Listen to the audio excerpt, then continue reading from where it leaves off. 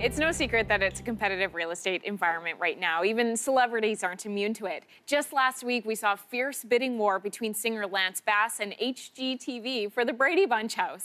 Hopefully, you don't have a celebrity to compete with for the house of your dreams, but it's always good to have some strategies to help secure a bid. And here are some tips is real estate expert Karyn Filiatrault. How are you, Karyn? I'm great. Thanks for having me. Good. Okay, so when we're talking about the house price, I think one of the most important things that people need to understand is that what's listed doesn't necessarily mean anything. What do you mean by that? Correct, absolutely. So often the asking price is literally just to bait the buyers. Really? Yes, I'm so sorry. Like, not always, but often the case, especially in the major markets. They artificially list it low so that people get excited, suck you in, and then you get invested in the home. And then, so anyway, it's not exactly what it should be. And so it's really important for you to review the comparables, look at what the appreciation is year over year, and realize that everybody else also is looking at the same information. And so you're going to have to prepare to overpay. Prepare to overpay. I went through this 4 times over trying to get my house when we first moved to Toronto. For the next one, understanding the position of power. What does this mean and why is this important? Well, the seller has all the power in multiple offers. So if there's like 10 people that are interested in the home, the seller sits back and says, yes, bring it to me, bring me the best offer. And so the best offer is going to be one without contingencies. So I'm not saying like get rid of the home inspection, but I'm saying maybe you're going to pony up $500 to do the home inspection in advance. And then that way you can remove the condition. And the same with financing. Make sure you know what you can afford so you can get rid of the financing condition. Make sure you've got extra money in the tank just in case it doesn't appraise out at that same number.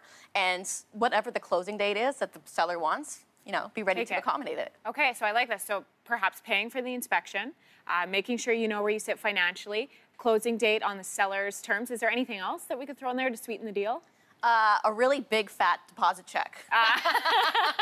So one of the things I highly recommend is that a firm deal isn't firm until the check is in hand, and a certified deposit check or a bank draft would actually is actually money that's been taken out of the account already. So you know for sure they already have it. And so that is like dangling a carrot in front of the seller and saying, hey, here's a lot of money for you, as well as no conditions, and that'll be very attractive to them as well. Karyn, we know that obviously money sweetens the deal, but what about for the heart? How can we try and sway the heart if maybe the finances aren't fully there for us? Maybe our check can't be as big.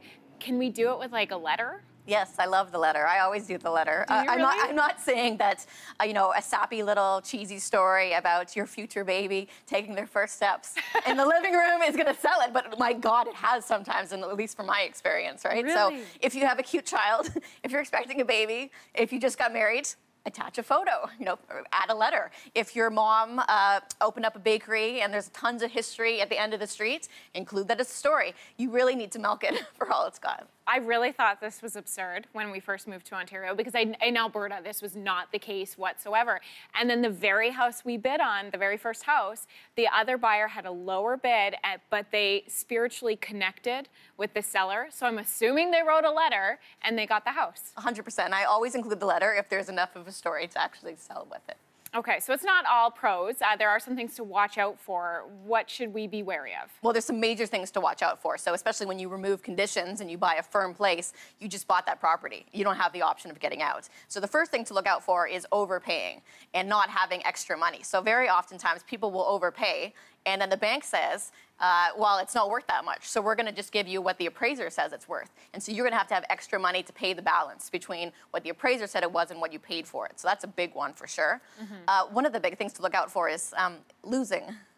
Right. Because you get emotionally attached to the home, and then when you don't win, it's really sad. It's hard. So you got to temper your expectations a little bit. But hopefully with some of these tips that we've got from Karyn, you'll be well prepared if you do enter into a bidding war. Thank you. My pleasure. Thanks for having me.